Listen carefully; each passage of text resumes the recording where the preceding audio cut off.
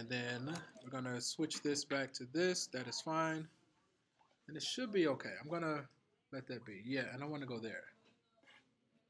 So I'm actually watching it on my phone as well just to see what it looks like. So it looks okay. It looks good enough. All right.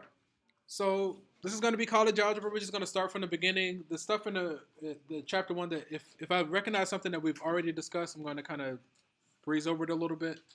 I mean, that should be fine for right now. All right, so this is section 1.1, linear equations. So we talked about, linear means that it's what? A straight what? Line. If you're going to draw a straight line, what's the minimum number of points you need in order to identify a line? 2 points, right? A dot, it's okay. A dot and a dot connected with a straight line. We're essentially going to be playing on that notion the entire time. So any 2 points, we can create a straight line. So we're going to look at some basic terminology of equations, solving linear equations, things of this nature. So that's the notion for right now. So I think last time we said equations are a comparison between two algebraic expressions that involves an equal sign. So we know it's an equation because it has an equal sign. Without that equal sign, it would be considered an algebraic expression.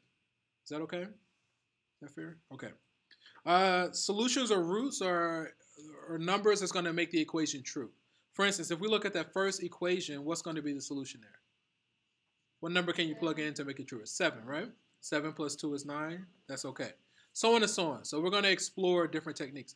Now, all of this stuff, you don't have to write this. You already have a copy of it on Moodle. And then also, once I get it set up, anything that you see me write on this screen, I'm going to load a copy of for you to access. So anything you see me write, you will actually get a copy of. I really just want you all to be engaged in the conversation.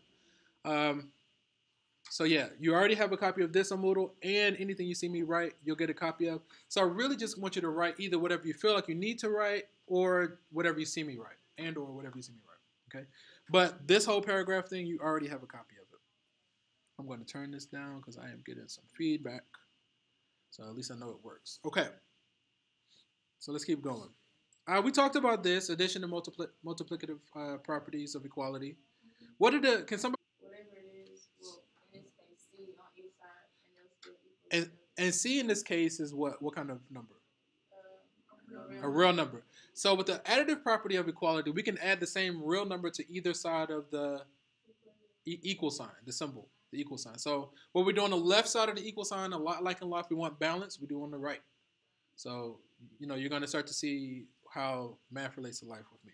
But yeah, so the addition property of equality, we can add the same real number to either side.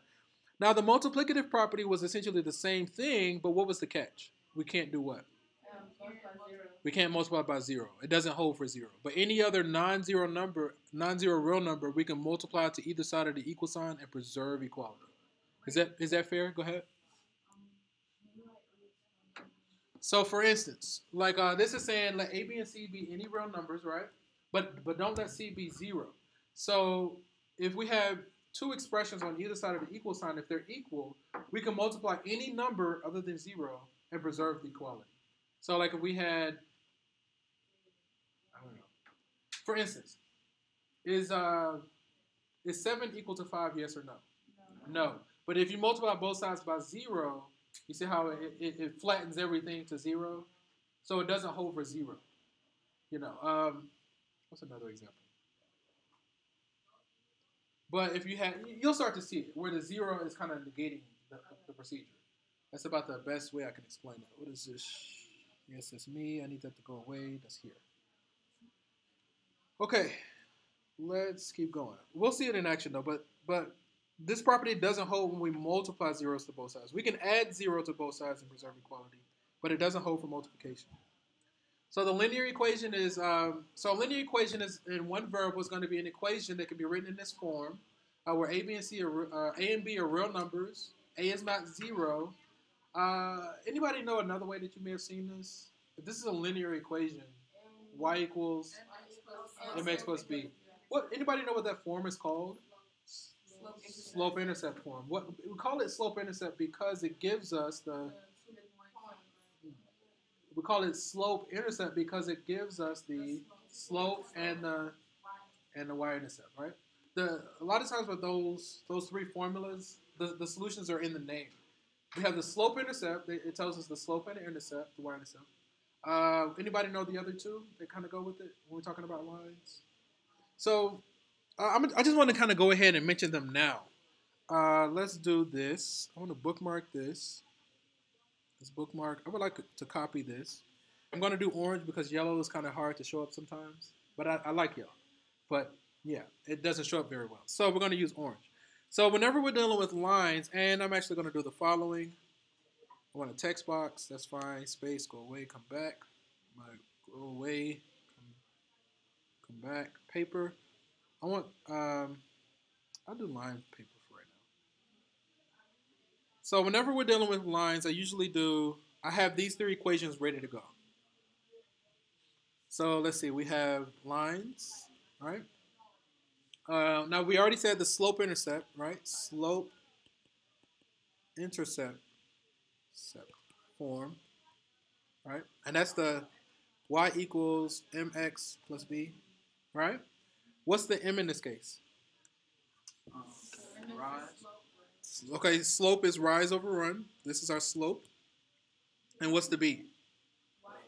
And that's our y-intercept. I'm going to change some of these colors up in just a moment. So we got our slope-intercept form. We'll go ahead like this. Let's make a better star. Okay. Anybody know another major equation whenever we're dealing with lines?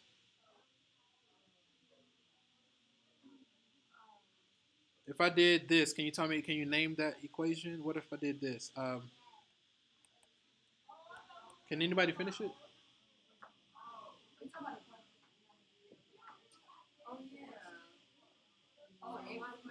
Y2 minus Y1 over.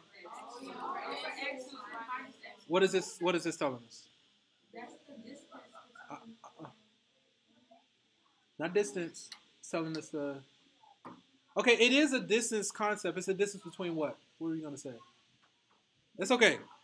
It is a distance. It's the distance. It's the change in y over change in x, which is the rise over the run, which is our slope. So this is a slope formula. This is slope formula. This is the rise over the run, change in y over change in x, is slope.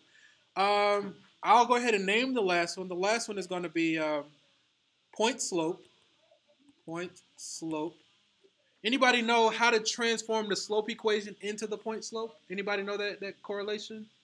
They're actually the same thing, just there's a manipulation. So what I'm going to do is start with this. Yeah. Okay, so here, let me do this. I'm going to move my x's. How can I move the x's to the other side? Multiply. I'm going to multiply both sides by the x's. So I'm going to say times, I'm going to say this x2 minus x1 on both sides. x2 minus x1. Okay, now that cancels. And then the other thing that I'm going to do, I'm going to drop these twos. You don't really have to do it this way. This is kind of roundabout. But the long story short, we ultimately end up with y minus y1 equals m times x minus x1. This is called the point slope. Give me another color that stands out on top of the orange. Green. Okay. So we'll do, we want this. We want this. How can I get that last one? I'm trying to capture the right stuff. And I want this guy. We want these guys. Hopefully I did it right. We're going to make those. Oh, come on. Doggone it. Style. Oh, it's acting up. So I hit like this. Style. I'll do like this. That's what I wanted. So slope-intercept form. That's fine. Okay. And then let's go back to paper. Oh, why is it acting like that? All right. So, whenever I'm dealing with lines, hold on. Don't need that to die on me. Yeah, moving fast enough. Come on.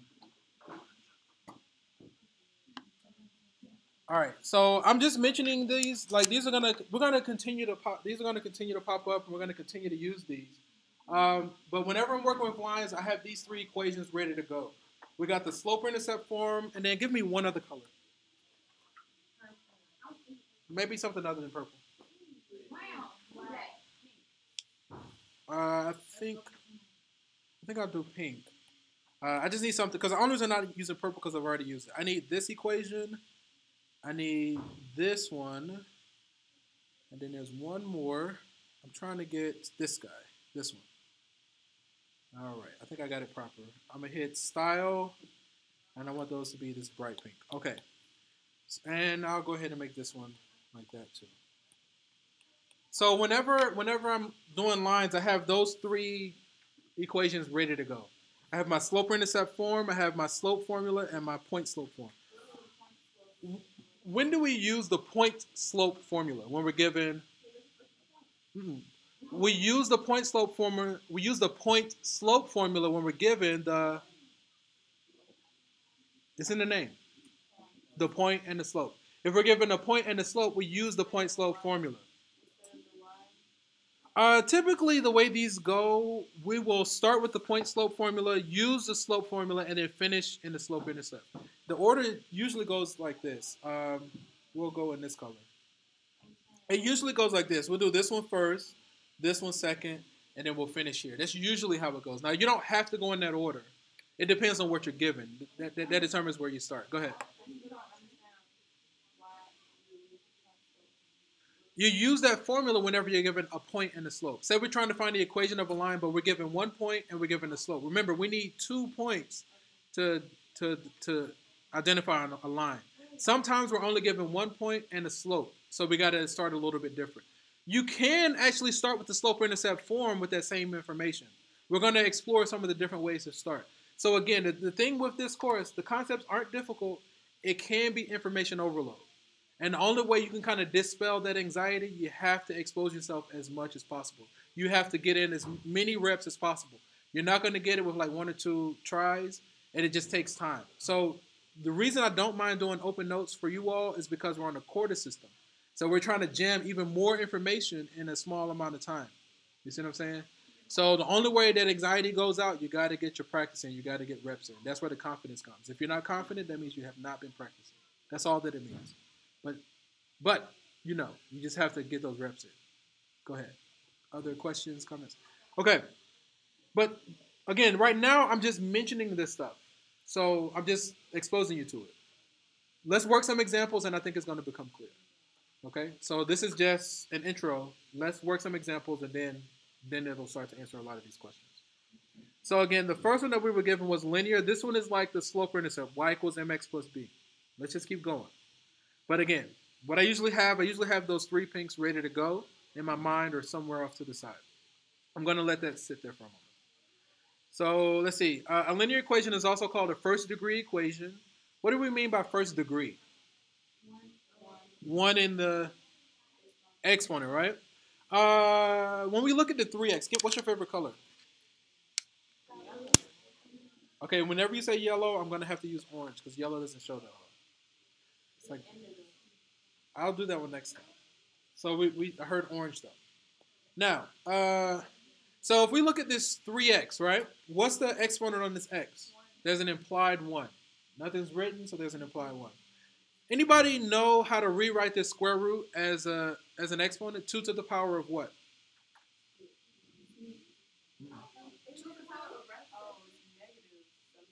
Okay, what does a negative exponent mean? Negative exponent means it goes down, so it becomes a fraction. Anybody know how to rewrite this as a 2 to the power of 1/2? 1/2. So when you have a fraction in your exponent, the denominator is called the index. We're gonna touch back on all this. So don't worry, we're just starting. Don't worry. The anxiety goes with practice. We're gonna get plenty of practice. Don't worry. The exponent here, 1. Okay. Exponent here, 2. Okay. What about the exponent here? Miss, is it Walters? I heard it. -1. Remember you said the -1, it drops down? So if you write x to the -1, this is what we get. Okay, so a negative exponent turns it into a fraction like this. What about this one? X to the power of 1/2. Okay, we're getting it, see? Repetition. The proof is in the pudding. What we do the longest, we do the strongest. Okay, that's good. That's enough there. Okay, let's keep going. equals -8. So the first line is showing us examples of linear equations. Why are these considered linear? Because the highest exponent on any variable is a 1. There's a 1 here, there's a 1 there, 1 here, or here. There's only a 1. Okay? But these are not linear because the highest exponents are what? Not 1.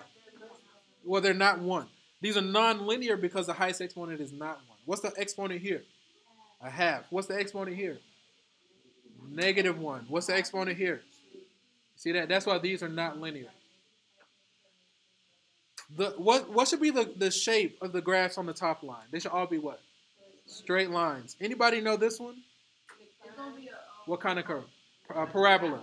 It's a what kind of shape is a parabola? It's a U. Oh, that was beautiful. In unison, in harmony, in union. That's right. Union, parabola, U-shaped graph. Anyway, so this is quadratic. This is the shape of this is going to be a U. Anybody happen to know this one? We're going to explore it. It's okay if you don't. This one is going to kind of shape like it's going to be okay. So if you look at the XY axis, it makes the cross. On the left, it's going to kind of start flat, and then it's going to drop. Go straight down. Then on the other side of the wax, it's going to come up vertical and come like this. We're going to see it in action. Don't worry about it. It's kind of a weird, I don't even know how to describe it. We'll see it in action. We'll see it. So don't worry about that one. But then what about this one? Anybody know the shape of this one? So, okay. So V is a different one. Which one is associated with the V? So the V comes from a graph called the absolute value. So when you do absolute value, that's where the V's come in. Anybody know this one? This one is going to be the top half of a sideways parabola. We're going to explore all this. I'm just giving you the crash course right now. We're going to explore all of these things I'm talking about. Okay? Okay, but yeah. So these are non-linear because the highest exponent is not 1 in that second line. Okay? So whatever notes you feel like you need to take. Not the first, but we got to make sure it's in descending power order, and it's based on the highest exponent. So the highest exponent is not greater than if it's not 1. Yeah. So if the highest exponent is not 1, it's not linear? Yeah. So linear means the highest exponent of a variable is 1. Yeah, I think that's okay. 1 over x. Okay, so here. So 1 over x is like this. Hopefully it's nothing. Oh, I ain't gonna worry about it. So no. Hold tight.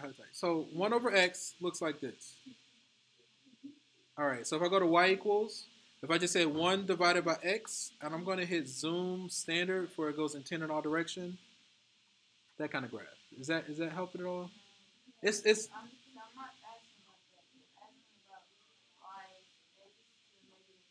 Oh, that's the definition of a negative exponent. So x to the -1 means it goes down. That's the definition of negative exponent.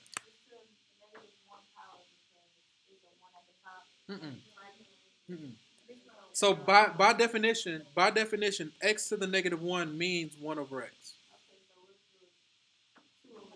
Then that would be 2 times x to the -1. We're going to explore all of that. This is equal to 2 over x.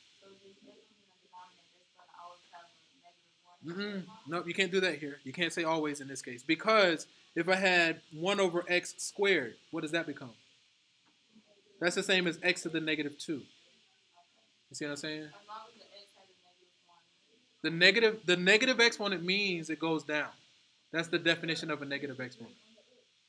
Don't worry about that right now. We're gonna explore that when it comes up. Yeah. So a negative exponent means it goes to the denominator, it flips. But we're gonna explore that. So we're not there just yet. We're not there. So just hold tight. It'll sink in. You can YouTube it, Google it, ask me a little bit later. Right now I can't keep spending time on it. Okay, let's keep going. Ooh, do I have a brave soul? Anybody want to give this a go? Solve? All right, come on down. All right, so let's do this. We want to bookmark. That's fine. Let's copy. All right, I want a copy of this.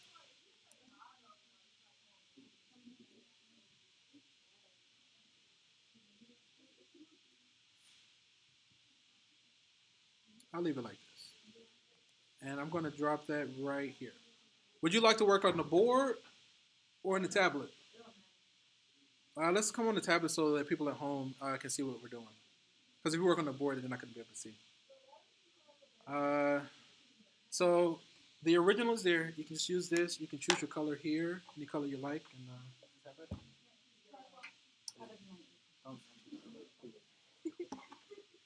I'll be basic. I'll choose black. Yeah, basic. Okay. Who was that movie? I was watching some movie. Oh, that was this TV show called. Anybody watch that? It's very interesting. I like it. It's kind of slow. It's a comedy, but it brings up some interesting ideas. I like it. Yeah. Okay. Okay. So while she's working there, it's a good idea for you to test it out where you are, either at home or at your desk. You want to test it out on your own.